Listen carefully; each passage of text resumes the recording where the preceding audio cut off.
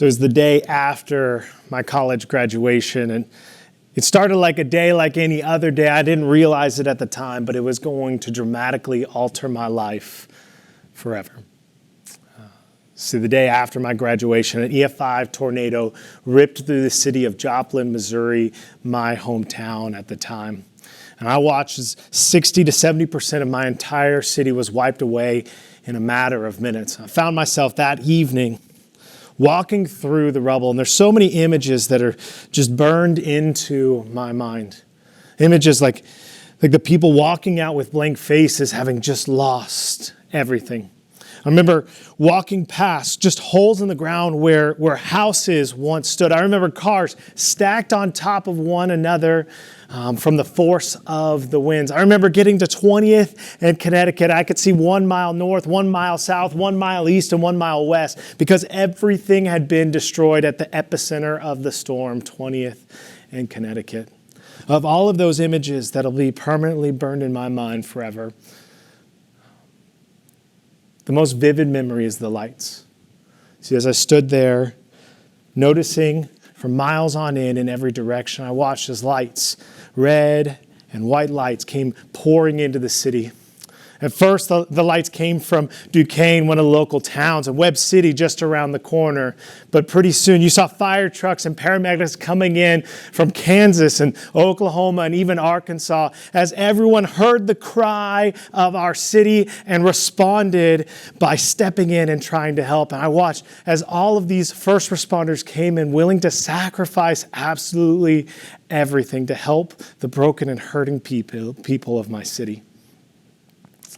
And as I think about that sacrifice, it actually reminds me of a passage that Paul wrote in Romans 12 about a similar type of sacrifice that God is calling us to in Romans 12, 1 and 2. And here's what Paul writes. He says, "Therefore I urge you, brothers and sisters, in view of God's mercy," catch this, "to offer your bodies as a living sacrifice, holy and pleasing to God. This is your true and your proper worship. So don't conform to the patterns of this world, but be transformed by the renewing of your mind. Then you will be able to test God's will, His good, His pleasing, and His perfect will." Another way of saying that is that as you present your body as a living sacrifice, as you present everything to God, you'll be able to actually see His plan for your life. And here's the key, is that God doesn't want just a piece of your life. He doesn't want a portion of your life, a segment of your life. He wants the entire thing. He's looking for all of you. He's looking for surrender.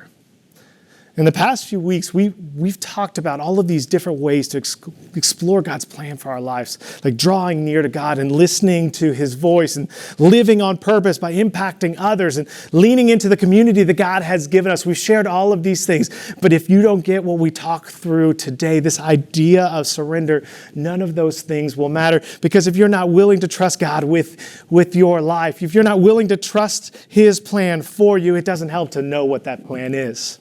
Another way of saying it is you'll never experience God's best for your life until you're willing to trust Him with your life. So what does trusting God look like? It simply means letting go. I'll tell you a story about that. I was in California at the time. We had this great idea that we were going to take 300 students out to the beach in California. So we packed up the vans and the buses and we got everyone there. And we're having this great beach day. And the youth pastors got together and we decided we're going to buy a giant raft. And we bought a 10 by 12 raft, but it wasn't any raft. It was a floating dragon raft. And sure enough, we put it out in the water and right away, all of the kids flocked to it. It's the best time in the whole world. I jumped on it and immediately it turned into a King of the Hill scenario where I'm throwing off junior hires and high schoolers, vanquishing enemies to protect my castle and my dragon. I'm feeling so strong and so good about myself. At the time, I'm taunting 12-year-olds. I don't know where that came from. It just got a hold of me. And I think I got so carried away with the whole thing that I didn't realize that I was actually being carried away by the ocean itself. And pretty soon this game of King of the Hill turned into a game of buccaneership going out into the ocean, because all of a sudden I was all by myself and I realized that I needed to get back in. Is at that moment that I kind of started paddling back to shore, but it was no use. So then I jumped in the water and started kicking my way back to shore. I jumped back up to see where I was at, and I was actually further away. I gave it one more shot, jumped all the way in the water to try to get myself back to shore. And it was, again, no use.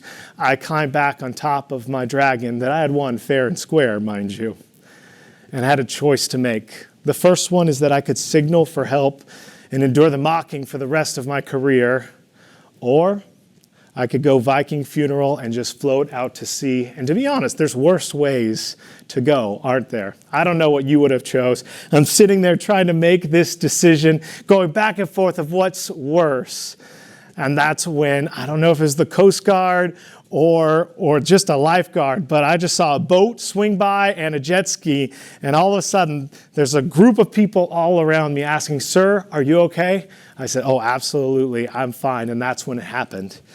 The lifeguard or the Coast Guard stuck his hand out towards me and said, "Here, let me tow you back to shore." And I had a decision to make right there. Am I going to take the hand and be saved, or am I going to go out in glory?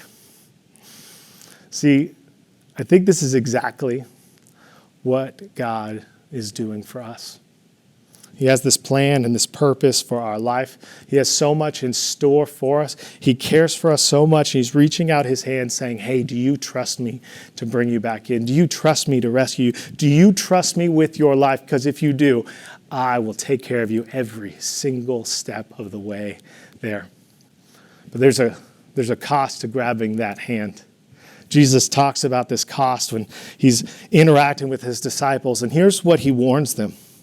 He said to all of them, "Whoever wants to be my disciple, if you want to take my hand, if you want to follow me, if you want to live the life that I have for you, here's what it's going to cost. You're going to have to deny yourself. You're going to have to take up your cross daily, and you're going to have to follow me."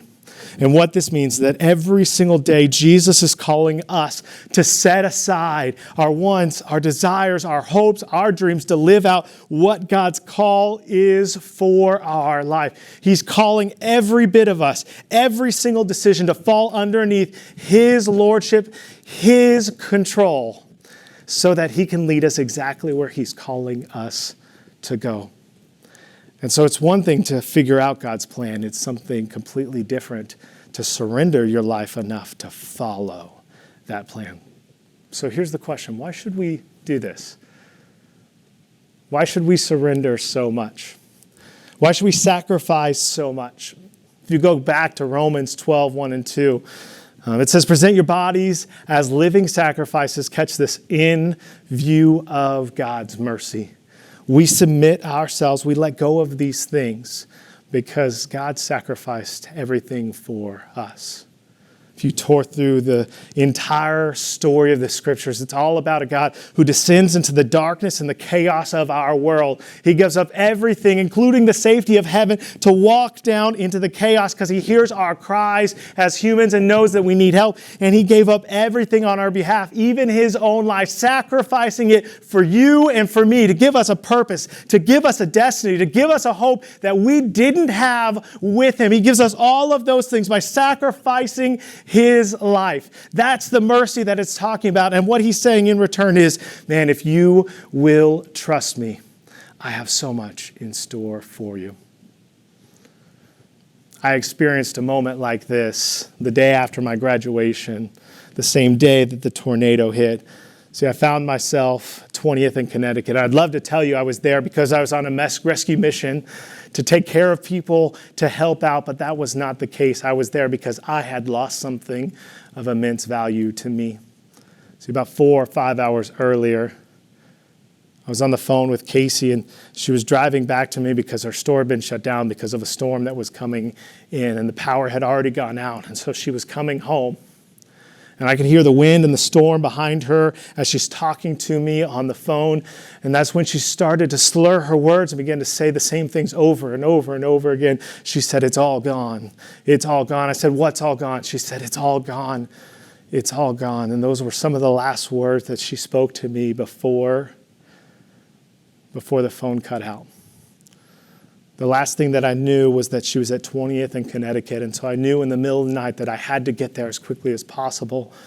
And so I walked through the rubble and I saw the blank faces. I saw the holes in the ground. I saw the cars stacked on top of each other. I saw the lights from every single other community pushing their first responders to the city. And I got to 20th and Connecticut. I could see 1 mile east, 1 mile west, 1 mile north, 1 mile south. And sitting there at 20th and Connecticut was her car. And finally, this sense of release came over me because I knew she was there. And I went and opened the car door, but she wasn't there. And in this moment, I realized something of incredible, immense value had been lost, and nothing else mattered to me in that moment. It was right then, as I'm standing there in just tears, wondering where the one that I loved was, that she somehow got a phone call through, and I saw her face pop up on my phone. And I answered the phone call, and the first thing she said is, "I'm safe. I'm at the school." And I said, "Stay right there. I'm going to get there as quickly as I can." I drove faster than I ever have, and I got back to the school.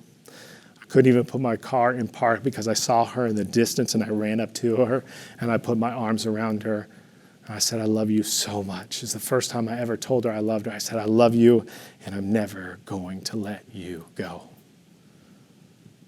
Right here, right now, wherever you're at, wherever you're watching this from, here's what I know, is that our God wants to communicate one thing to you, wants to tell you, "I love you, and I never want to let you go." He wants to wrap his arms around you. He wants to tell you that he's got a plan for your life, that he's got a purpose and a destiny. He has so much in store for you. He's holding out his hands, and he's just asking the question, will you trust me? He's saying, "I love you more than you could possibly imagine. Will you trust me?" He's holding out that hand. And now it's your move. Will you trust him?